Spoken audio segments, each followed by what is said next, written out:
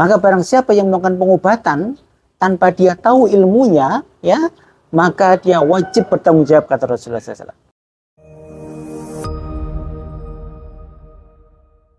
Bagaimana pendapat dokter tentang pengobatan alternatif seperti di tabib dan di tempat-tempat pengobatan alternatif yang lain?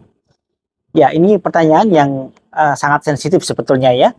Tetapi mungkin perlu kami sampaikan pendapat kami, artinya pendapat ini bisa salah, bisa betul, maka mungkin tidak bisa menghakimi dengan begitu saja gitu ya.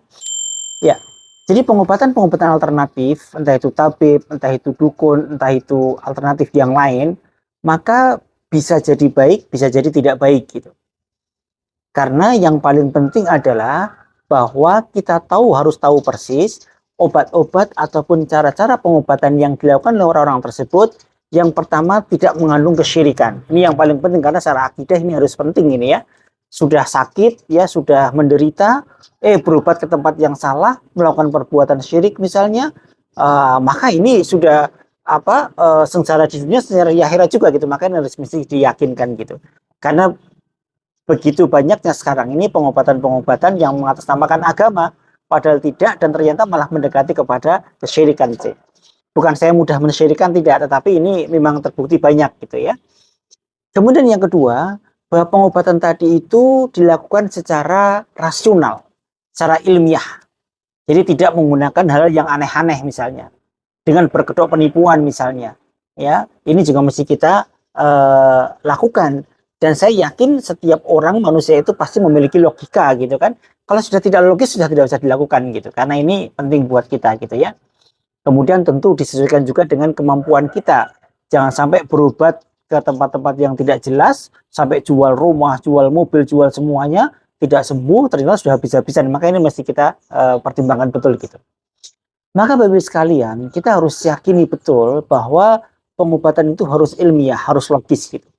Ketika mereka menggunakan herbal, menggunakan cara-cara yang memang logika kita masuk ya, logis ya, tidak membahayakan tubuh kita, saya kira tidak ada masalah gitu. Maka perlu diamati betul gitu. Dan saya yakin juga bahwa para dokter itu juga tidak semuanya anti kedokteran alternatif, kedokteran timur ya. Termasuk saya orang-orang yang termasuk malah mengkombinasikan antara pengobatan barat dan pengobatan timur.